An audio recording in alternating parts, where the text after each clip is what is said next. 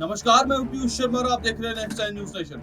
अब बात करते हैं वैश्विक हिंदुस्तान की। आज हम आपको वैश्विक हिंदुस्तान में बताने वाले हैं कि कैसे चाइना की जो पॉलिसी है, सीपैक पॉलिसी, यानी कि चाइना जिस पॉलिसी के तहत भारत को पूरी तरीके से घेरना चाहता है, हिंद महासागर में अपनी पैठ बनाना चाहता है, अब उस पॉलिसी को भारत कैसे तोड़ रहा है। जी हाँ, मोदी सरकार में देखिए, यानी कि बीजेपी सरकार में चाइना को तोड़ने का जो पूरा का पूरा प्लान है वह तैयार हो चुका है। और इस पे देखिए, यहाँ पे जो भारत सरकार है उस पर अमल भी कर चुकी है और उसका जो फर्स्ट फेज है वो कंप्लीट भी हो चुका है। जी हाँ, बड़ी खबर यहाँ पे चाबहार, यानी कि जो ईरान का जो पोर्ट है चाबहार, उसको लेकर आ रही है। आज इस रिपोर्ट में हम बात को आपको बताएंगे कि कैसे भारत चाइना की कमर तोड़ने में लगा हुआ है और जो उसके रूट्स है, यानी कि अफगानिस्तान को इंडिया से अलग करने वाला जो रूट है उसको तोड़कर एक नया रूट जो भारत ने बनाया है। आज उस रिपोर्ट की हम बात करेंगे इस रिपोर्ट में। हिंद महासागर में अपने पैर जमाना। हिंद महासागर पर चीन और भारत के बीच प्रतिद्वंद्विता किसी से छुपी नहीं है। भारत की नौसेना इस हिस्से का अब अमेरिका का भी समर्थन मिलने लगा है, लेकिन इसके बीच अरब सागर पर जो कुछ हो रहा है उस पर शायद किसी की नजर नहीं जा रही। अरब सागर में दो प्रमुख बंदरगाह हैं, ईरान का चाबहार और पाकिस्तान का ग्वादर। एक जहां भारत के पास तो दूसरा चीन ने खरीदा है। चाबहार की डील साल 2016 में उस समय हुई जब भारत के प्रधानमंत्री नरेंद्र मोदी ईरान की यात्रा पर गए थे। उस डील को भारत के लिए रणनीतिक और पर महत्वपूर्ण माना जाता है। ग्वादर पोर्ट चीन पाकिस्तान इकोनॉमिक कॉरिडोर यानी कि सीपैक का हिस्सा है। ग्वादर को हासिल करने का मकसद हिंद महासागर पर अपनी पैठ जमाना था, जबकि चाबहार भारत को अफगानिस्तान के करीब लेकर आता है। दोनों ही बंदरगाह अपने अपने लिहाज से काफी अलग है। 172 किलोमीटर का फासला, ग्वादर और चाबहार के करीब 172 किलोमीटर की दूरी है। 5 से 6 घंटे में एक बंदरगाह से दूसरे बंदरगाह पर पहुंचा जा सकता है। दोनों ही बंदरगाह बहुत बड़े हैं, ऐसा भी नहीं है, लेकिन इनकी भौगोलिक स्थिति ऐसी है कि ये दक्षिण एशिया में रणनीतिक संतुलन को बना भी सकते हैं और बिगाड़ भी सकते हैं। ग्वादर बंदरगाह हॉर्मुज जलमार्ग के काफी करीब है। यहाँ से चीन भारतीय नौसेना के अलावा अरब सागर में मौजूद अमेरिकी नौसेना पर भी नजर रख सकता है। इसके अलावा फारस की खाड़ी में क्या गतिविधियां हो रही है, इस पर भी चीन की पैनी नजर हो सकती है।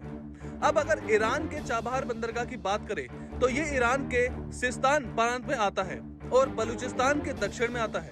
चाबहार वह अकेला बंदरगाह है जो भारत को ईरान तक सीधा रास्ता मुहैया कराता है। चाबहार कई सदियों से व्यापार का बड़ा केंद्र है। ये बंदरगाह ओमान का मौसम हमेशा अमेरिका के फ्लोरिडा स्थित मियामी बंदरगाह जैसा रखता है।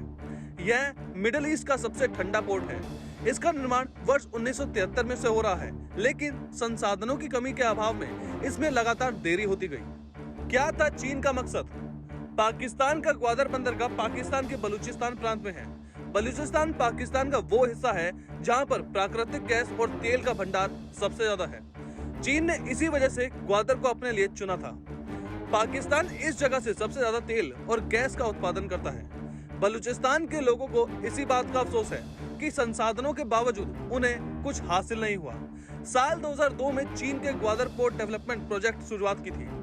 चीन और पाकिस्तान के कई इन्वेस्टर प्रोजेक्ट पर अब तक कई अरब डॉलर खर्च चुके हैं। चीन की ओर से अब 200 मिलियन डॉलर का इन्वेस्टमेंट इसमें करने का वादा किया था। इस प्रोजेक्ट का पहला फेज वर्ष 2005 में पूरा हो गया था। ग्वादर की जनसंख्या 2001 तक 12,500 तक पार कर गई थी। यहाँ से चीन ऑयल सप्लाई रूट्स पर नजर रखना चाहता है। चीन की घेराबंदी होगी नाकाम। हिंद महासागर पर चीन की मौजूदगी उसकी नौसेना को कई गुना ताकतवर बना देगी। म्यांमार और श्रीलंका की तरह से जरूरी मदद मिल सकती है। पाकिस्तान के साथ दोस्ती का फायदा उठाकर चीन दक्षिण एशिया में अपनी पकड़ बना सकता है। चीन हमेशा से ही भारत को घेरने की कोशिशों में लगा रहता है। हाल ही में रॉबर्ट कपलान की किताब आई है जो हिंद महासागर पर आधारित है। इसमें उन्होंने बताया है कि कैसे चीन और पाकिस्तान ग्वादर पर एक दूसरे के सहयोग कर रहे हैं। ग्वादर का जवाब देने के लिए भारत ने गोवा में दक्षिण में कारवार से नौसेना बेस लॉन्च किया था। $8 बिलियन वाले इस नेवी बेस को अरब महासागर की तरफ से चीन को जवाब माना जाता है। साल 2002 में भारत ने ईरान को चाबहार बंदरगाह को विकसित करने के लिए मदद करनी शुरू कर दी थी। चाबहार के लिए भारत, ईरान और अफगानिस्तान की एक डील साइन की थी। ग्वादर का इतिहास। ग्वादर ओमान की खाड़ी पर है और फारस की खाड़ी में मेन डोर है। साल 1958 में से ये ओमान के पास था। इसके बाद इसे पाकिस्तान के शासकों को सौंप दिया गया। साल 1973 में जब तत्कालीन अमेरिकी राष्ट्रपति रिचर्ड निक्सन ने पाकिस्तान का दौरा किया तो जुल्फिकार अली भुट्टो ने ग्वादर पर नए बंदरगाह के निर्माण के लिए अमेरिका की मदद मांगी थी। उन्होंने ग्वादर को अमेरिकन नौसेना के सुविधा केंद्र के तौर पर बनाने की पेशकश भी की थी, लेकिन बातचीत असफल रह गई। इसके बाद चीन की मदद मांगी गई। फिर साल 2002 में चीन ने $200 मिलियन का निवेश किया। पहली बार 450 मजदूरों को भेजा गया और साल 2006 में काम पूरा हो सका। भारत का जवाब चाबार। ग्वादर बंदरगाह कई तरह से भारत के लिए चुनौती था। भारत के कई सुरक्षा विशेषज्ञ मानने लगे थे कि इस जगह से चीन की जासूसी गतिविधियां बढ़ जाएंगी।